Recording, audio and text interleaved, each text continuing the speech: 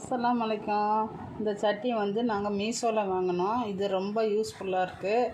எதுக்குன்னா நம்ம கேழ்வரகு சேமியா வச்சு வேக வச்சு எடுக்கலாம், மோமோஸ் செய்யலாம், கொழுக்கட்டை வைக்கலாம்.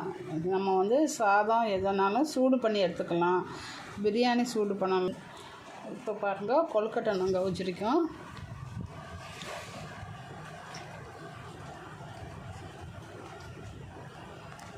வாழை இலையில் கொழுக்கட்டை வச்சுருக்கோம்.